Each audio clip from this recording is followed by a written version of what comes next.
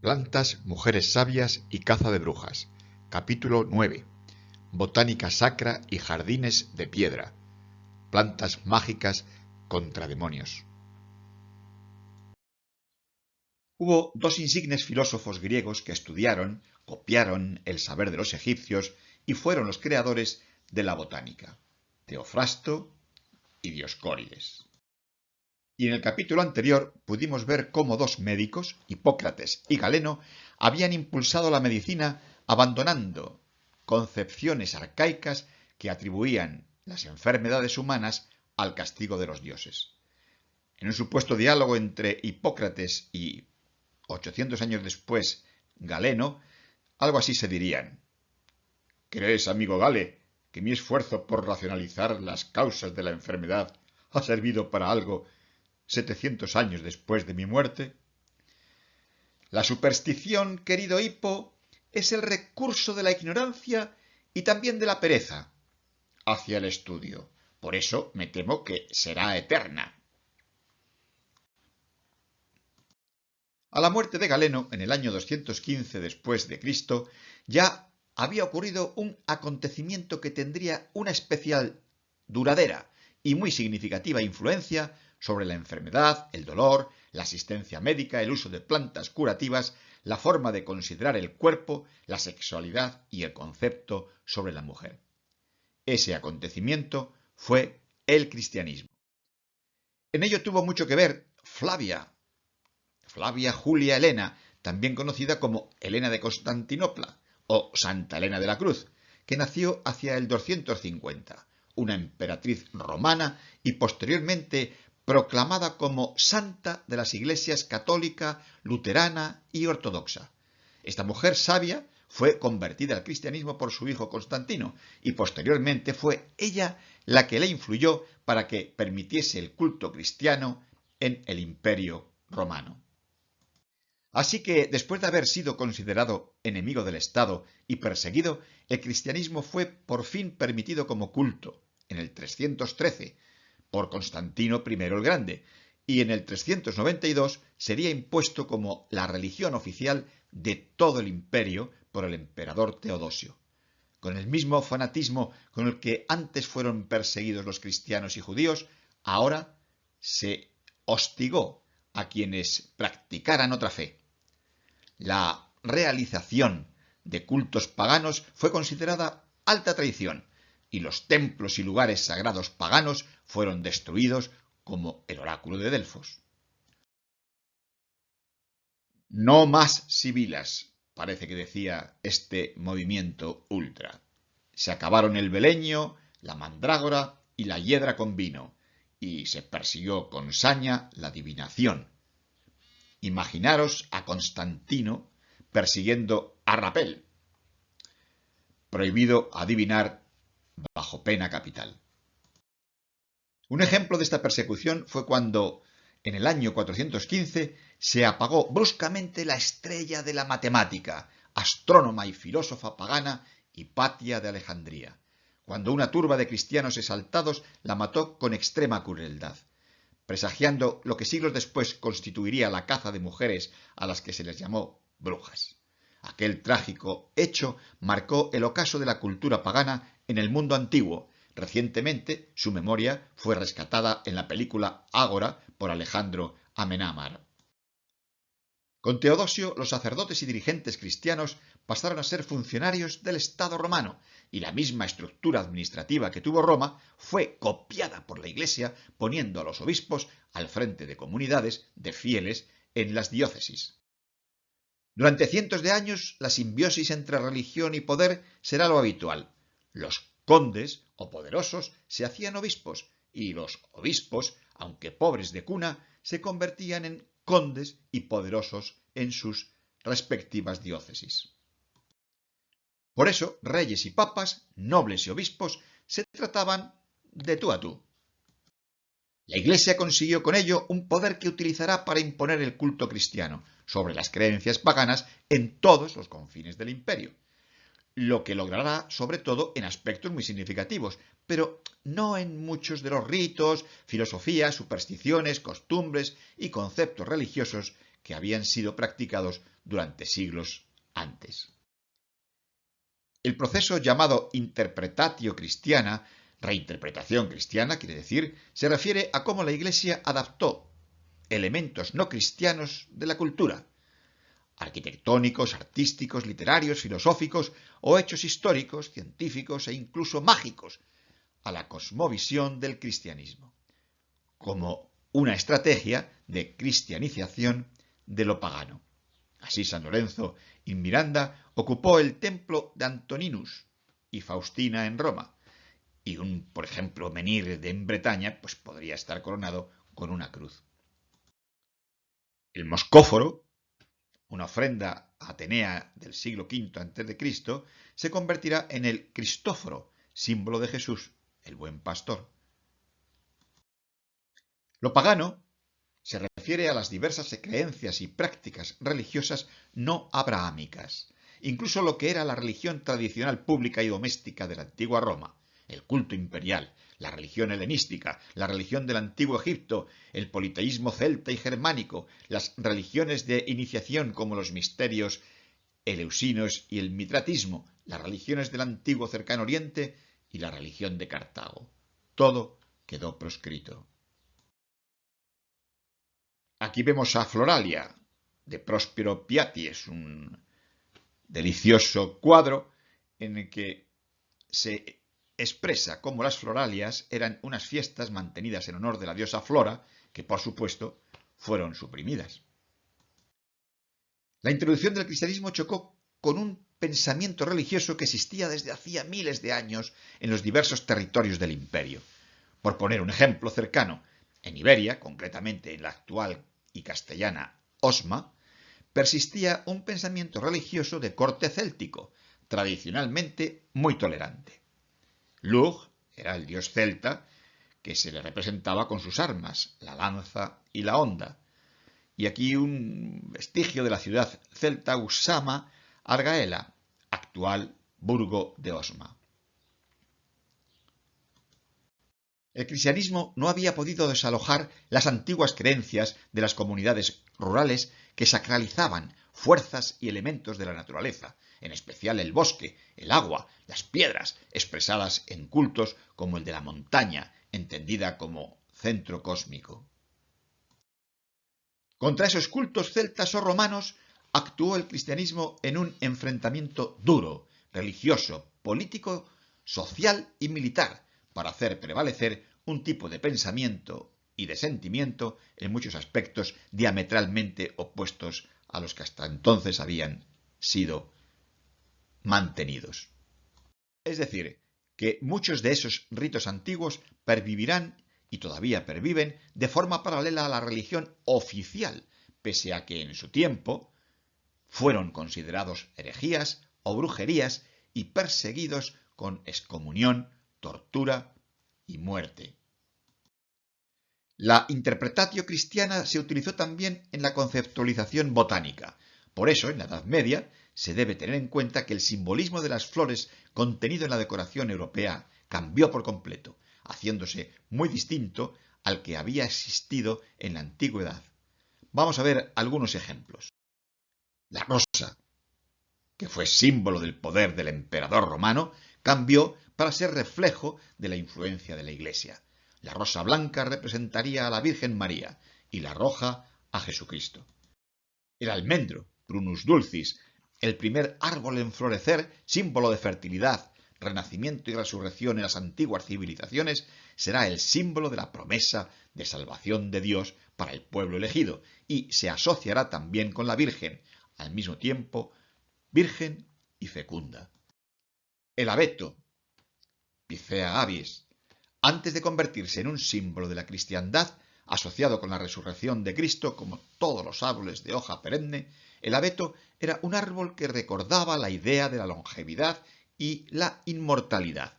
Recuerda el comienzo del ciclo anual y, por lo tanto, de la vida.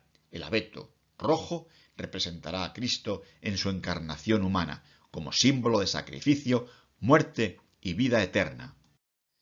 La acacia, Robinia pseudoacacia, entre los egipcios y los chinos, era un árbol vinculado al conocimiento. En la cultura egipcia, en particular, el árbol de acacia era el árbol iniciático. Se creía que muchas deidades egipcias habían nacido bajo las acacias, y el árbol en sí era un símbolo de la transición de la ignorancia al conocimiento. En el contexto bíblico, se mantiene que el arca de Noé se construyó completamente con madera dura de acacia. En la Edad Media, y debido a la dureza de su madera, representará la fuerza y el vigor de la fe. El algarrobo, Ceratonia siliqua, del griego kerat, cuerno, por el parecido de sus frutos a los cuernos, junto con el cedro, el alce y la higuera, estuvo muy extendido en Galilea. No tiene un significado simbólico particular, pero se recordaba porque aparece en la parábola del hijo pródigo. En la antigüedad, las semillas del fruto del algarrobo fueron el patrón original del quilate, la unidad de peso utilizada en joyería, para pesar gemas y joyas debido al tamaño y peso notoriamente uniformes de las semillas. De su nombre griego, keration, proviene el nombre de quilate. El aloe, aloe vera, conocido desde la antigüedad por sus extraordinarias propiedades, como ya pudimos ver en los capítulos anteriores. El aloe era utilizado por los egipcios para embalsamar cadáveres, incluso el cuerpo de Jesús debería haber seguido el mismo destino. De hecho, se dice que Nicodemo trajo el aloe para perfumar la sábana y presumiblemente para embalsamarlo. El botón de oro, Ranunculus acris, será símbolo de belleza y riqueza, pero también de su caducidad, al ser una flor muy hermosa pero que dura muy poco. Según la tradición, Jesús transformó las estrellas en botones de oro para hacer un regalo a su madre la Virgen. El olor tan dulce de la angélica, arcangélica, le valdrá el nombre de hierba de los ángeles, o incluso hierba de los arcángeles. El propio arcángel Rafael, dice la tradición, que habría dado a conocer sus virtudes curativas excepcionales a los hombres. La Aquileia vulgaris, también es conocida como los guantes de la Virgen. Debe su original nombre a su extraña forma. De hecho, sus flores están formadas por 5 cuernos con pétalos que recuerdan los dedos de una mano. El árbol de Judea, Cercis siliquastrum, originario de Israel, este árbol también se llama el árbol de Judas, quizás como similitud del nombre de Judea con Judas, pero la tradición dice que fue el árbol que eligió el apóstol traidor para ahorcarse, en el que las flores que florecen directamente del tronco simbolizan las lágrimas de Cristo, mientras que su color rosa oscuro representa la vergüenza de Judas por su espantoso crimen. Su llegada a Europa, a este árbol, tuvo lugar en la época de las Cruzadas, en el año 1200, y su primer destino fue Francia. En la época del Imperio Bizantino era uno de los árboles que en mayor número crecían en Constantinopla, en las riberas del Bósforo. Su color morado purpúreo era de la predilección de los emperadores bizantinos. La púrpura era el color imperial. Sus vestidos y tocados eran de este color de uso exclusivo de la familia imperial bizantina. Actualmente es el árbol que identifica la ciudad de Estambul. Las flores tienen un agradable gusto picante y pueden comerse en ensalada mixta o en buñuelos. En algunas zonas se escabechan con vinagre los brotes florales. Los frutos se han utilizado tradicionalmente en la medicina popular como astringentes. El cardo mariano, Silybum marianum, típico de las áreas cálidas y soleadas, el cardo mariano está relacionado con la leyenda de que durante la huida de Judea a Egipto, para escapar de Herodes, María escondió al pequeño Jesús bajo un matorral de cardos para amamantarlo. Un poco de su leche cayó sobre la planta, cuyas hojas tienen desde entonces nervaduras blancas. La cebolla, el Allium cepa. Para los egipcios la cebolla era un salvoconducto para la otra vida y para los griegos un emblema de valor y coraje vinculado con el dios guerra Ares. En la Biblia es un símbolo de pecado y falsedad. El dolor y malestar causados a los ojos por la cebolla recuerdan el sentido de culpa de aquellos que cometen pecado, mientras que las muchas capas de las que está compuesta representan la falsedad y el engaño. El cedro, originario de China e India, se cultivó en Israel. La tradición dice que el templo de Jerusalén, el palacio de Salomón y el laberinto de Minos tenían majestuosas columnas de cedro del Líbano que sostenían los techos. El cedro es un árbol que también simboliza el conocimiento. No confundir el cedro con el cidro. El Citrus medica, comúnmente llamado cidro o citrón, es un arbusto de la familia de las rutáceas, cultivado por su fruta llamada cidra. Durante la fiesta de los tabernáculos, los judíos consumen frutas de cidro durante sus celebraciones, después de elegirlas cuidadosamente. Si la forma es bella, está limpia y el tamaño es adecuado, es kosher. El fruto reúne las condiciones rituales prescritas del judaísmo. La cidra más bella de Calabria puede llegar a costar entre $2.000 y $3.000. En Nueva York. La palmera. En todo el mundo la palmera es un tipo de árbol que siempre está incluido en los pesebres de los belenes. Simboliza la conexión entre el hombre y los misterios de la vida. También es un constante símbolo que representa el martirio sufrido por los santos y su uso es permanente en Semana Santa. La higuera. Las higueras son un árbol simbólico en muchas religiones y culturas, desde el Islam hasta el cristianismo y el judaísmo, pero también en el hinduismo. Ya era conocida y apreciada en la antigua Grecia, donde estuvo asociada con Dioniso y Atenea, como nos relata Elena Huerta en sus exposiciones sobre plantas, dioses y mitos. También se menciona tanto en el Antiguo como en el Nuevo Testamento porque era una de las 7 plantas de la Tierra Prometida.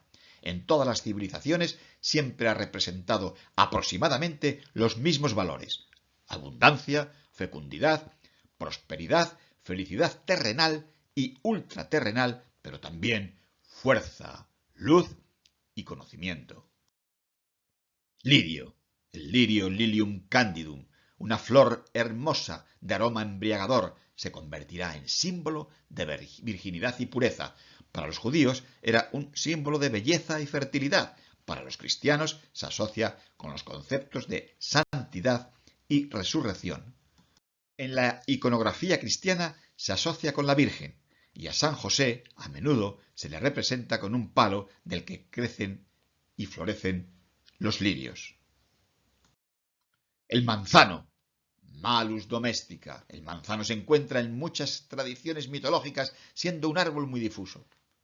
En la mitología griega, el fruto de la manzana es protagonista de muchos mitos, desde la de las manzanas de oro guardadas en el jardín de las Hespérides que donaban la inmortalidad, o la manzana de la discordia, disputada entre 3 diosas y donada por Paris a Helena, que desencadenó la guerra de Troya. En la mitología escandinava, el manzano era tan importante que los druidas celtas se reunían debajo de él, debido a que representaba la inmortalidad. En la mitología celta había también una isla llamada Pomorum, de manzanos, donde no nevaba ni llovía y donde iban los guerreros muertos de las batallas. Las manzanas era el alimento de los dioses. En el contexto judío y cristiano, como todos sabemos, la manzana era el fruto prohibido que traía conocimiento a quienes lo probaban y que determinó la expulsión de Adán y Eva del paraíso terrenal. Pero Adán se llevó la manzana a casa. La pudo incluso meter en su habitación. El olivo o aceituno, olea europea, era considerado por muchos pueblos y civilizaciones del pasado como un árbol sagrado y un símbolo de paz. En la Grecia antigua ceñía la cabeza de los atletas ganadores y era querido por Atenea, que se lo había dado a los hombres. En honor a la diosa, el olivo también se convirtió en un símbolo de castidad. En la cultura judía, en cambio, era un símbolo de justicia y sabiduría. Este es el olivo de Sinfo, elegido mejor olivo monumental del Mediterráneo. Está en Traiguera, Castellón. Sinfo es por la madre del propietario, que se llama Sinforosa. Tiene unos 2000 años. El olivo. Cuando el diluvio terminó, Noé envió una paloma en reconocimiento y regresó con una rama de olivo en el pico, una señal de que la ira de Dios había sido aplacada y que los hombres habían sido perdonados. En la fiesta de las Palmas, en el contexto cristiano, el olivo representa a Jesús, que muriendo en la cruz y sacrificándose a sí mismo, se convierte en un símbolo de reconciliación entre Dios y los hombres. Además, Jesús fue recibido en Jerusalén por una multitud que gritaba y agitaba frondas de palmeras y ramas de olivo. Y pasó su última noche en el huerto de los olivos. Los frutos del olivo también tienen un fuerte valor religioso. El aceite de oliva está en la base del crisma, donde los celebrantes bautizan a los recién nacidos, marcan a los niños que reciben la confirmación, consagran a los nuevos sacerdotes o imparten la extrema unción. La pasiflora, o flor de la pasión, recuerda la pasión de Cristo, de la cual su propia forma es emblema. El pistilo tiene 3 estigmas que simbolizan los clavos de la cruz, 5 motas que recuerdan las 5 heridas de Jesús, mientras que la corola presenta 72 filamentos como 72 fueron las espinas de la corona en la cabeza de nuestro Señor, y 12 pétalos como 12 fueron los apóstoles. Sus hojas son filosas, como puntas de lanza, y dentro de la flor hay 30 hendiduras redondeadas. Cada una representa un denario, los 30 denarios por los que fue vendido Jesús. El trigo duro. El trigo es una de las plantas más citadas en la Biblia. Su importancia es obvia, dado que la harina obtenida de ella estaba en la base de la alimentación de los territorios que son parte de eventos significativos, consumido en forma de sémola, pan, bollos, etc. en el Antiguo Testamento. En las civilizaciones antiguas, el trigo era un símbolo del renacimiento y de la alternancia de las estaciones. De hecho, el cereal permanece enterrado bajo tierra y luego nace en primavera, así como el alma pasa de la sombra a la luz. Entre los egipcios estaba asociado con Osiris, entre los griegos con Deméter. En el contexto cristiano, Jesús está asociado con la semilla del trigo que muere en la tierra para renacer, a la espiga desgranada por los hombres, a los granos tamizados. De todo este sufrimiento, de toda esta violencia, nace la nutrición que nos permite vivir. De la misma manera como Jesús murió por todos nosotros, su ejemplo, sus palabras, su memoria, son semillas que caen y se arraigan en la tierra fértil de nuestros corazones para producir nuevos frutos buenos. Estamos atravesando la antigüedad tardía y ya casi hemos tomado la autopista temporal de la alta Edad Media en Europa, que muy rápidamente nos llevará a lo largo de 800 años hasta el siglo XV y el esplendor renacentista. Y un poco después se producirá la persecución y quema de miles de mujeres sabias. Vemos aquí la intensidad de esta persecución mediante sentencias y ejecuciones documentadas de brujas entre 1300 y 1850, y cómo ese punto álgido es en el siglo XVII, 1618, que es el inicio de la Guerra de los 30 años. Durante esta plena Edad Media recorreremos un periodo de tiempo en el que, en una estricta teocracia, predomina el amor y el temor de Dios y la reinterpretación cristiana del mundo pagano. En un mundo como el medieval, prácticamente analfabeto, la Iglesia optó por hacer llegar a todas las gentes una instrucción sobre la bondad de Jesús, su promesa de resurrección y una eterna vida feliz. Un mensaje de caridad y esperanza que hacía soportable la pobreza y el sufrimiento y daba sentido a la humildad, la sumisión, el servicio y el pago de impuestos, diezmos y primicias. La Iglesia decidió utilizar las casas de Dios para llevar a cabo ese programa de instrucción teológica y de control social. Así que ordenó a los arquitectos, canteros y pintores para que, a falta de libros que leer, incluyesen en los muros, puertas o columnas de los edificios todo el dogma cristiano labrado en piedra. Así surgieron pinturas, relieves, esculturas e infinidad de objetos artísticos que recopilaron las normas de comportamiento que se deberían cumplir si no se quería la condenación, también eterna. Y junto al mensaje de las parábolas de Jesús, de sus milagros y de los retratos de apóstoles y santos, estaban también los demonios, esos diablos de pelos en llamas,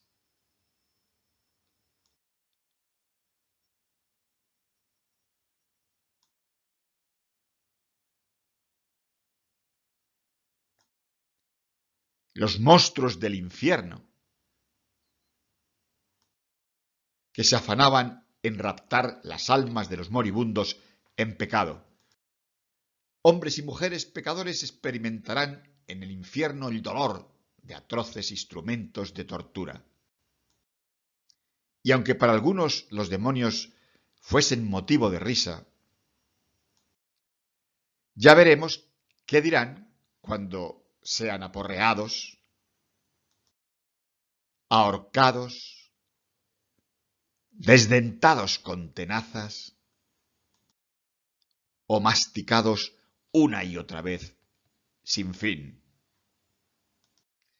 En las iglesias y catedrales románicas o góticas, cualquier elemento esculpido no solo tenía una función decorativa, sino también simbólica, incluso los motivos geométricos.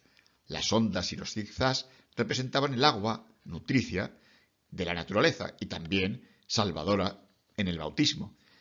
El simbolismo general relacionado con la entrada a la casa de Dios o morada celestial, destinada a los creyentes puros, subraya el verdor, la exuberancia y la permanencia eterna del mundo vegetal del paraíso. El ajedrezado representa los contrarios, blanco y negro, vida y muerte, castigo y premio. Los diamantes en realidad son estrellas que marcan los puntos cardinales, es decir, la dirección del buen camino.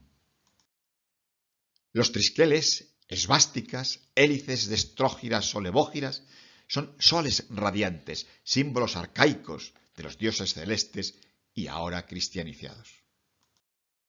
Sin embargo, como a nosotros nos gustan mucho las plantas, nos vamos a centrar en los preciosos jardines de piedra labrada, de esculturas igualmente artísticas y simbólicas que formaron los capiteles de las columnas de monasterios o catedrales, los dinteles, las arquivoltas, puertas, frisos o sepulcros primorosamente decorados con motivos vegetales. Toda la decoración escultórica en Grecia, Roma, Asia Oriental, Egipto o Europa había estado repleta de elementos vegetales que se mantendrán en la etapa paleocristiana y en la Edad Media. La evocación del paraíso celestial, sobre todo cuando la abundancia vegetal invade literalmente espacios, es el significado primordial. Con la nueva interpretación que hemos descrito anteriormente, los elementos vegetales no solo serán decorativos, sino concretos símbolos para la educación de la fe que recordarán la fugacidad de la vida, las tentaciones, la necesidad de penitencia y sobre todo la promesa de resurrección. En general, la decoración vegetal sigue significando, como siempre, la feracidad de la tierra, la regeneración de la vida, la vuelta a nacer constante de la naturaleza y posiblemente de todos los seres humanos, como aseguraban muchos misterios religiosos, y que se representa por estos felinos que parecen comerse la vegetación, las mismas gavillas a las que no se les ve principio ni fin. Las hojas de acanto fueron el ornato vegetal por excelencia durante miles de años, en especial en los capiteles corintios, y por su carácter vivaz e imperecedero se asociaron a los conceptos de inmortalidad y eternidad, ya en el mundo pagano. El acanto con frutos, que representan el alimento espiritual, uvas, manzanas, etc., es muy utilizado en este románico. Son típicos también del románico de Jaca los llamados pitones jaquenses, que son acantos en los que la espiga floral aparece antes de que sus florecillas se abran. Hay también un acanto silvestre, espinoso y erizado, que recuerda el infierno y que es el que se merecen los condenados al fuego eterno. Aquí vemos una cenefa vegetal con racimos de uvas, porque la vid y las escenas de vendimia propias del culto dionisíaco serán asociadas con la Eucaristía y el bautismo.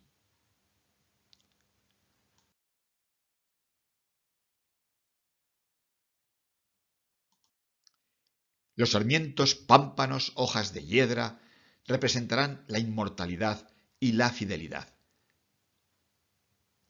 Esta escultura de capitel de San Andrés de Arroyo en Palencia es prácticamente única con esta tarea de trépano tan maravillosamente realizada. Para el hombre del medievo, el lirio tuvo una enorme importancia debido a sus virtudes curativas y se la consideraba una panacea para todos los males, como en Egipto. También tendrá, entre el mundo cristiano, un doble significado. Por una parte, atributo de Cristo y símbolo de su acto redentor, y por otra parte, símbolo de pureza, castidad, virginidad y atributo de María y de su Inmaculada Concepción. No nos entretendremos en su historia, pero Clodoveo convirtió el lirio en símbolo de la realeza mediante la flor de lis. Y aquí la vemos representando la muerte en un capitel invertido de una columna en la iglesia de Iriso y la vida.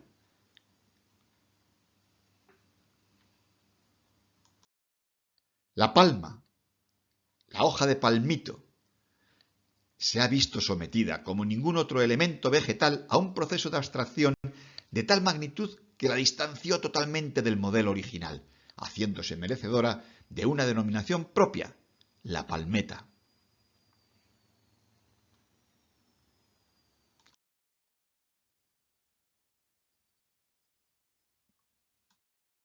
La palmeta será símbolo de renovación de la vida y fertilidad, también amparo del navegante, triunfo del martirio sobre la muerte, de la inmortalidad del alma y de la resurrección de los muertos.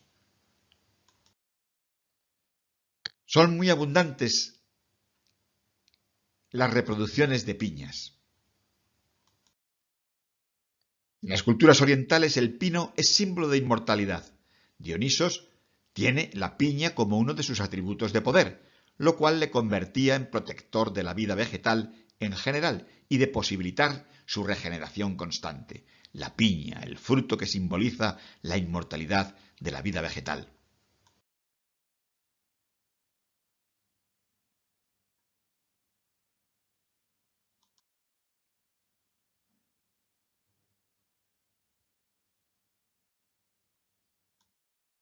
Nos encontramos también tréboles y cardos en el monasterio cisterciense de la Oliva.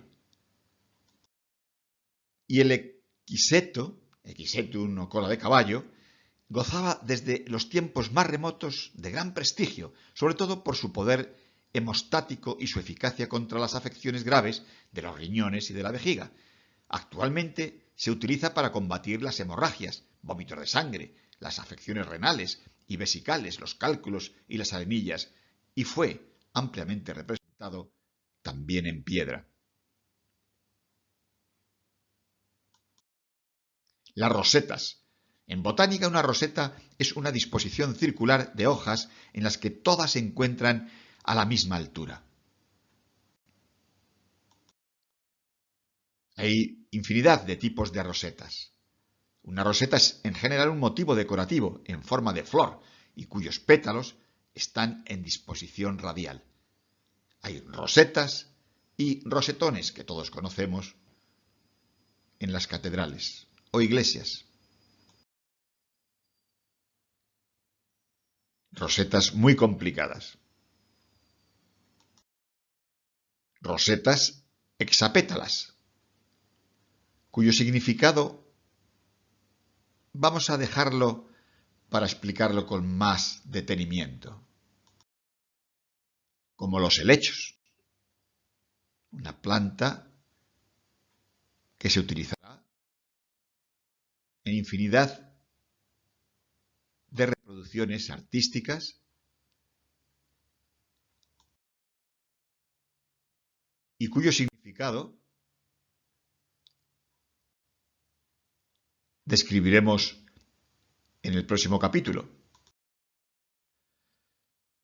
Con esto hemos llegado al final de este jardín, digamos, tan pedregoso. Y os propongo un acertijo. ¿Podéis encontrar y explicar la estrecha relación que nuestros amigos medievales, románicos, encontraron entre estos tres elementos? Entre una roseta hexapétala, el helecho y estos canecillos obscenos. Bueno, pues si os atrevéis, os espero con vuestros comentarios en la próxima charla. Gracias por vuestra atención.